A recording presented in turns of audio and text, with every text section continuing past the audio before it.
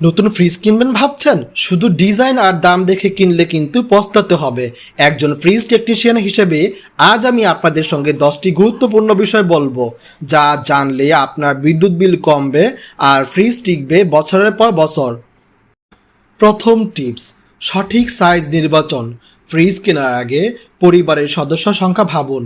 ছোট পরিবার হলে 180 থেকে 230 লিটার, মাঝারি পরিবার হলে 250 থেকে 300 লিটার, বড় পরিবার হলে 300 লিটারের বেশি কিনতে হবে। প্রয়োজনের চেয়ে বড় ফ্রিজ নিলে শুধু বিদ্যুৎ বিল বেশি আসবে। দ্বিতীয় টিপস, ফ্রস্ট বনাম নন ফ্রস্ট। ফ্রস্ট ফ্রিজ, ডিপে বরফ জমে, দাম কম এবং বিদ্যুৎ সাশ্রয়ী। গ্রাম অঞ্চল যেখানে বিদ্যুৎ কম থাকে সেখানে এটি ভালো। নন ফ্রস্ট, বরফ জমে না, খাবার বের করা সহজ, শহরের জন্য এটি বেশ সুবিধাজনক। তৃতীয় টিপস, ইনভার্টার টেকনোলজি। বাজেট একটু বেশি হলে ইনভার্টার কম্প্রেসার যুক্ত ফ্রিজ কিনুন। এটি দীর্ঘমেয়াদে আপনার বিদ্যুৎ বিল অনেক কমিয়ে নিয়ে আসবে এবং লো ভোল্টেজে এটি অপারেট করতে পারে। চতুর্থ টিপস, এনার্জি স্টার রেটিং।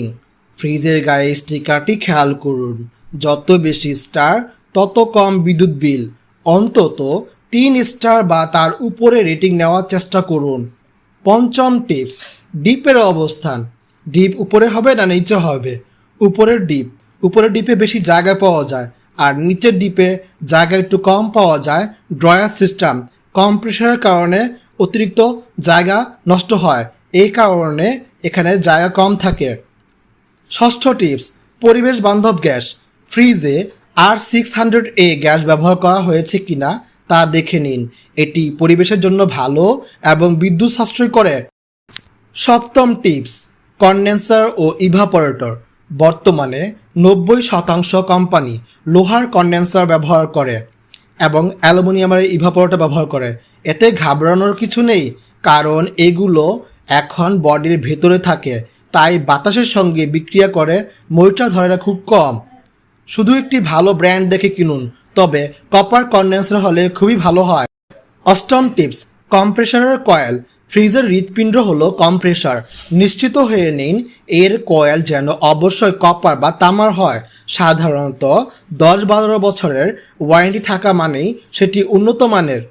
নবম টিপস, ফুড গ্রেড প্লাস্টিক। ফ্রিজের ভেতরটা কি ফুড গ্রেড বা বিপিএ ফ্রি প্লাস্টিক দিয়ে তৈরি? এটি নিশ্চিত করুন।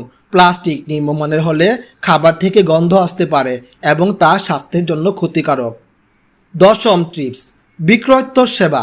ফ্রিজ কেনার আগে জেনে নিন আপনার এলাকায় ওই কোম্পানির সার্ভিস সেন্টার কেমন। ভালো সার্ভিস না পেলে ভবিষ্যতে বিপদে পড়তে পারেন। এই 10টি বিষয় মাথায় রাখলে আপনি ঠকবেন না।